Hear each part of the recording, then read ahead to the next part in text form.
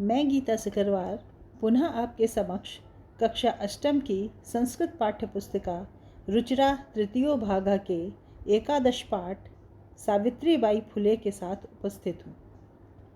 जैसा कि हम सभी जानते हैं कि शिक्षा हमारा मौलिक अधिकार है, किंतु एक समय ऐसा भी था कि समाज के सभी व्यक्तियों को शिक्षा ग्रहण करने का अधिकार नहीं था। समाज के उस विशिष्ट वर्ग के साथ साथ बालिकाएं भी शिक्षा ग्रहण करने की अधिकारिणी नहीं थीं। उन बालिकाओं को शिक्षा प्रदान कराने हेतु सर्वाधिक संघर्ष व प्रयास करने वाली महिलाओं में सर्वप्रथम प्रातः वंदनीय सावित्रीबाई फुले का नाम सदा स्मरणीय रहेगा। वर्तमान में जो बालिकाएं शिक्षा ग्रहण कर रही हैं तथा देश के उच्च पदों को अलंकृत कर रही हैं, वे सभी सावित्रीबाई फुले महोदया की सदा ऋणी रहेंगी। जैसे कि पाठ का आरंभ भी इसी संदर्भ के साथ है कि शिक्षा हमारा अधिकार है। हमारे समाज में कई समुदाय इससे लंबे समय तक वंचित रहे हैं। उन्हें इस अधिकार को पाने के लिए लंबा संघर्ष करना पड़ा है। लड़कियों को तो और ज़्यादा अवरोध झेलना पड़ता रहा है। प्रस्तुत पाठ इस संघर्ष का नेतृत्व करने वाली प्रातः स्मरणीय एवं अनुकरणीय महिला शिरोमणि सावित्रीबाई फुले के योगदान पर केंद्रित है।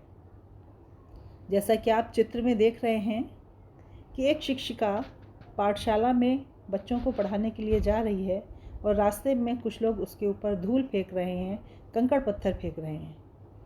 यहीं से पाठ का आरंभ होता है।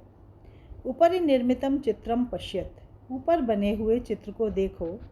इदम चित्रम कस्याश्चित पाठशालायाः वर्तते, यह चित्र किसी पाठशाला का है। इयं सामान्या पाठशाला नास्ति, यह सामान्य पाठशाला नहीं है। इयमस्ति महाराष्ट्रस्य प्रथमा कन्या पाठशाला, यह है महाराष्ट्र की पहली कन्या पाठशाला। एका शिक्षिका गृहात् पुस्तकानि आदाय चलति, एक शिक्षिका घर से पुस्तकें लेकर के चलती है।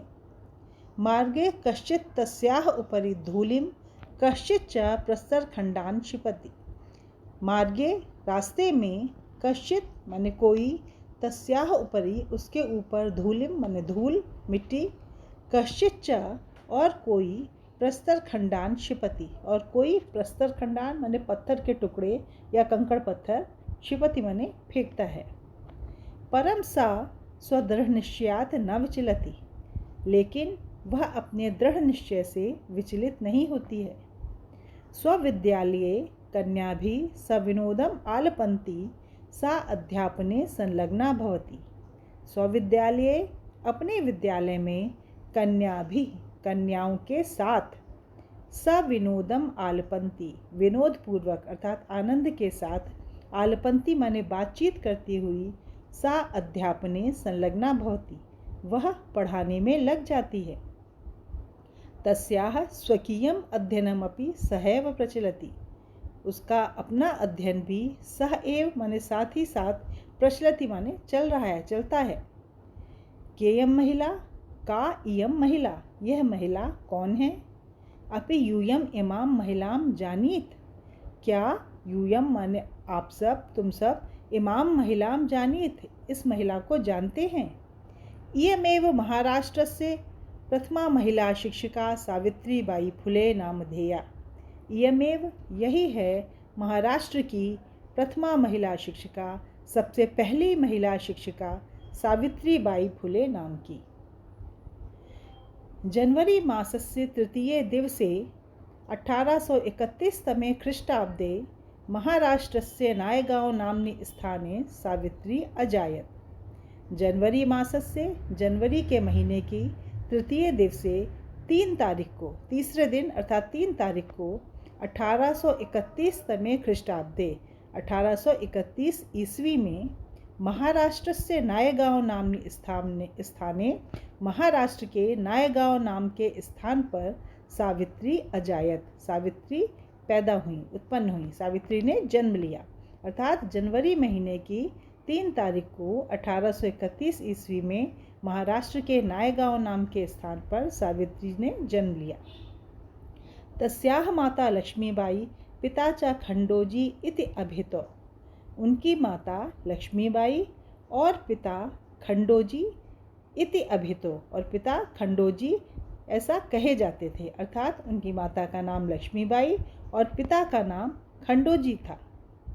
नववर्ष देशीया सा ज्योतिबा फुले महोदयेन परिणीता।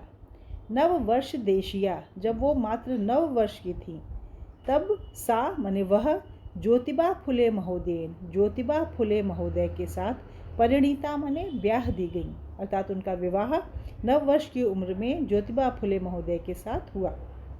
स्वपि तदानीम 13 वर्ष कल्पः एव आसीत्। वह भी उस समय 13 वर्ष कल्पः एव आसीत्, 13 वर्ष के ही थे। यतो ही सा स्त्री शिक्षायाः प्रबल समर्थकः आसीत्। यतो ही माने क्योंकि सह वह कौन, ज्योतिबा फुले महोदय स्त्री शिक्षायाः प्रबल समर्थकः आसीत्, स्त्री शिक्षा के प्रबल समर्थक थे। अतः सावित्र्याः मनसि स्थिता अध्ययनाभिलाषा उत्साहं प्राप्तवती। अतः सावित्री के मन में स्थित अध्ययन की अभिलाषा उत्साह को प्राप्त हुई, अर्थात सावित्री के मन में जो पढ़ने की इच्छा थी उसको प्रोत्साहन मिला। शादी के बाद ससुराल में अगर पति या ससुराल वाले विवाहिता को प्रोत्साहित करते हैं तो आगे पढ़ सकती है अगर उसकी इच्छा है। अगर वहाँ पर कोई समर्थन देने वाला नहीं होता तो उसकी पढ़ाई वहीं पर रुक जाती है। तो चूँकि उनके पति ज्योतिबा फुले महोदय स्त्री शिक्षा के प्रबल समर्थक थे, इसलिए सावित्र्याः मनसि स्थिता, सावित्री के मन में स्थित अध्ययन की अभिलाषा, उनकी जो स्वयं पढ़ने की इच्छा थी, उत्साहं प्राप्तवती, उत्साह को प्राप्त हुई। इतः परं सा साग्रहम् आंग्लभाषाया अपि अध्ययनं कृतवती। इतः परम, इसके पश्चात सा यानी उन्होंने, सावित्रीबाई फुले ने साग्रहम आग्रहपूर्वक, आग्रहपूर्वक मीन्स रिक्वेस्ट करके, आग्रह करके, आंग्ल भाषायाः अपि अध्ययनं कृतवती, आंग्ल भाषा का भी, अंग्रेजी भाषा का भी अध्ययन किया। 1848 तमे ख्रीष्टाब्दे पुणे नगरे सावित्री ज्योतिबा महोदयेन सह कन्यानां कृते प्रदेशस्य प्रथमं विद्यालयम् आरभत। 1848 तमे ख्रीष्टाब्दे अर्थात 1848 ईस्वी में पुणे नगरे, पूना नगरी में सावित्री ने ज्योतिबा महोदयेन सह, ज्योतिबा महोदय के साथ कन्या नाम कृते, कन्याओं के लिए, लड़कियों के लिए, प्रदेशस्य प्रथमं विद्यालयम् आरभत, प्रदेश का पहला विद्यालय आरंभ किया। तदानीं सा केवलं 17 वर्षीया आसीत्। तदानीम, उस समय, सा वह अर्थात सावित्रीबाई फुले उस समय जब उन्होंने पहला स्कूल लड़कियों के लिए शुरू किया, वो समय केवल 17 वर्षीय आसीत्, केवल 17 वर्ष की थी। 1851 तमे ख्रीष्टाब्दे 1851 ईस्वी में अस्पृश्यत्वात् तिरस्कृतस्य समुदायस्य बालिकानां कृते पृथक्तया तया अपरः विद्यालयः प्रारब्धः। उस समय के सवर्ण लोग शूद्र कन्याओं को अपनी कन्याओं के साथ पढ़ने की अनुमति नहीं देते थे, इसलिए सावित्री ने 1851 तमे ख्रीष्टाब्दे 1851 ईस्वी में अस्पृश्यत्वात् तिरस्कृतस्य, छुआछूत के कारण तिरस्कृत समुदाय की, तिरस्कृत समुदाय जो शूद्र जाति का समुदाय था, छुआछूत के कारण उस समय तिरस्कृत था, तो उन्होंने 1851 ईस्वी में छुआछूत के कारण तिरस्कृत समुदाय की बालिका नाम कृते, बालिकाओं के लिए पृथक्तया, अलग से, तया माने उनके द्वारा, सावित्रीबाई फुले के द्वारा अपरः विद्यालय प्रारब्ध, दूसरा विद्यालय प्रारंभ किया गया। सामाजिक कुरीति नाम सावित्री मुखरम विरोधम अकरोत्। सामाजिक कुरीतियों का सावित्री ने मुखरम माने खुलकर विरोध किया। विधवानां शिरोमुंडनस्य निराकरणाय सा साक्षात नापितैः मिलिता। विधवाओं के शिरोमुंडन के निराकरण के लिए सा साक्षात नापितैः मिलता, वो सीधे नाइयों से ही मिली। पहले जो स्त्री विधवा हो जाती थी उसका सर मुड़ा दिया जाता था, क्योंकि ऐसा माना जाता था कि केश से ही स्त्री का सौंदर्य है, अर्थात वो सुंदर ना दिखे, इसलिए स्त्री के विधवा होते ही उसका सिर मुंडवा दिया जाता था। तो विधवा नाम शिरोमुंडन से निराकरणाय, विधवाओं के शिरोमुंडन के निराकरण के लिए वह साक्षात नापित ही मिलता, वो सीधे नाइयों से मिली। फलतः केचन नापिताः अस्याम रूढ़ो सहभागिताम अत्यजन। फलतः यानी परिणाम स्वरूप केचन नापिताः कुछ नाइयों ने अस्याम रूढ़ो इस रूढ़ी में सहभागिता माने सहयोग देने से अत्यजन माने मना कर दिया। इस रूढ़ी में सहयोग देने को छोड़ दिया, इस रूढ़ी में सहयोग देने से मना कर दिया। एकदा सावित्र्या मार्गे दृष्टम, एक बार सावित्री ने मार्ग में देखा, यत् कूपम निक्षा क्षीण वस्त्रावृताः तथा कथिताः निम्न जातीयाः काश्चित् नार्याः जलम पातुम याचन्ते स्म। एक बार सावित्री ने रास्ते में देखा, यत् कूपम निक्षा कि कुएं के पास क्षीण वस्त्रावृता फटे पुराने कपड़ों से ढकी हुई तथा कथिता निम्न जातिया उस समय कही जाने वाली निम्न जाति की काश्चित नार्या कुछ नारियां कुछ स्त्रियां जलम पातुम याचन्ते स्म जल पीने के लिए मांग रही हैं। उच्च वर्गीया उपहासम कुर्वन्ता और उच्च वर्ग की स्त्रियां उपहासम कुर्वन्ता उनका उपहास करते हुए उनका मजाक बनाते हुए, उपहास करना अर्थात किसी का माखौल बनाना मजाक उड़ाना, तो उच्च वर्ग की स्त्रियां उपहासम कुर्वन्ता उनका मजाक बनाते हुए कूपात जलोद्धरणम अवार्यन कुएं से जल लेने से अवार्यन माने उन्हें रोक रही हैं। सावित्री एतत् अपमानम शोढुम न शक्नोत, सावित्री इस अपमान को शोढुम माने सह ना अशक्नोत नहीं सकी, सावित्री इस अपमान को सह नहीं सकी। सा ताः स्त्रियः निज क्षेत्रम नीतवती, वो उन स्त्रियों को निज क्षेत्रम नीतवती अपने क्षेत्र में ले गईं। तत्र तडागम दर्शित्वा वहाँ पर तालाब दिखा करके अकथयत कहा, यत यथेष्टम जलम नयत कि इच्छा अनुसार यथा इष्टम जितनी इच्छा है उतना जल ले लो। सार्वजनिको अयम तडागा यह तालाब सार्वजनिक है। अस्मात् जल ग्रहणे नास्ति जाति बंधनम इससे जल ग्रहण करने में नास्ति जाति बंधनम कोई जाति का बंधन नहीं है। तया मनुष्याणाम समानतायाः स्वतंत्रतायाश्च पक्षः सर्वदा सर्वथा समर्थितः, तया माने उनके द्वारा मनुष्याणाम मनुष्यों के लिए समानतायाः समानता का स्वतंत्रतायाश्च और स्वतंत्रता का पक्षः माने पक्ष सर्वदा सर्वथा समर्थिता हमेशा हमेशा समर्थित किया गया। उन्होंने मनुष्यों के लिए समानता और स्वतंत्रता का पक्ष हमेशा ही समर्थित किया।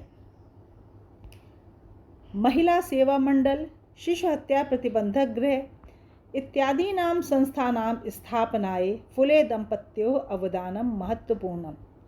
महिला सेवा मंडल और शिशु हत्या प्रतिबंधक गृह, महिलाओं की सेवा करने वाला मंडल और बच्चों की हत्या करने से रोकने का जो गृह था, इत्यादि नाम संस्थानाम स्थापनाए इन संस्थाओं की स्थापना के लिए फुले दंपत्तियों, फुले दंपत्तियों का, दंपति का अर्थ होता है पति पत्नी दोनों। फुले दंपत्ति का से अभिप्राय है कि सावित्री बाई फुले तथा उनके पति ज्योतिबा फुले महोदय दोनों ने उनका दोनों का अवदान माने योगदान महत्वपूर्ण है। सत्यशोधक मंडलस्य गतिविधिषु अपि सावित्री अतीव सक्रिय आसीत्। सत्यशोधक मंडल की गतिविधियों में भी सावित्री अतीव सक्रिय आसीत्। सावित्री बहुत अधिक सक्रिय थी।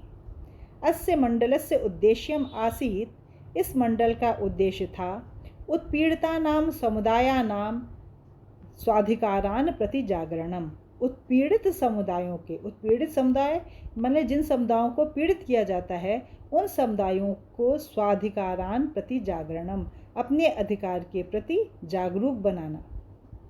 सावित्री अनेकाः संस्था प्रशासन कौशलेन संचालितवती। सावित्री ने बहुत सी संस्थाएं अपने प्रशासन कौशल से चलाईं।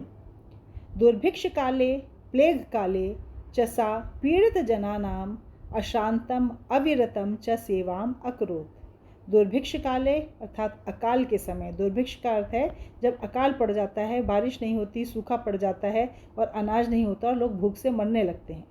तो दुर्भिक्ष के समय, अकाल के समय और प्लेग के समय, जो प्लेग नामक बीमारी फैलती है, प्लेग के समय सा पीड़ित जनानाम उन्होंने पीड़ित जनों का अश्रांतम माने बिना थके हुए, अविरतम बिना रुके हुए सेवाम अकरोत सेवा की। अकाल के समय और प्लेग के समय सावित्रीबाई फुले ने पीड़ित लोगों की बिना थके हुए और बिना रुके हुए सेवा की। सहायता सामग्री व्यवस्थाए सर्वथा प्रयासम अकरोत, सहायता सामग्री की व्यवस्था के लिए सर्वथा प्रयासम अकरोत, हमेशा प्रयास किया। महारोग प्रसार काले सेवारता सा स्वयं असाध्य रोगेण ग्रस्ता 1897 तमे ख्रीष्टाब्दे दिवंगता। महारोग प्रसार काले, महारोग के फैलने के समय अर्थात महामारी फैलने के समय सेवारता सेवा में लगी हुई वो स्वयं असाध्य रोगेण ग्रस्ता स्वयं असाध्य रोग से ग्रस्त होकर के 1897 तमे ख्रीष्टाब्दे 1897 ईस्वी में दिवंगता माने देवलोक को प्राप्त हो गई, देवगमन हो गया। साहित्य रचनया अपि सावित्री महीयते, साहित्य रचना की दृष्टि से भी सावित्री महीयते माने महान है। तस्याह काव्य संकलनम द्वयम वर्तते, उनके दो काव्य संकलन हैं, काव्य फुले सुबोध रत्नाकर च इति, काव्य फुले और सुबोध रत्नाकर। भारत देशे महिलोत्थानस्य गहनावबोधनाय सावित्री महोदयायाः जीवनचरितम् अवश्यम अध्येतव्यम्। भारत देशे भारत देश में महिलोत्थानस्य गहनावबोधनाय महिला के उत्थान के गहन अवबोधन के लिए सावित्रीबाई महोदय का जीवन चरित अवश्यम अध्येतव्यम जरूर पढ़ाया जाना चाहिए। धन्यवाद।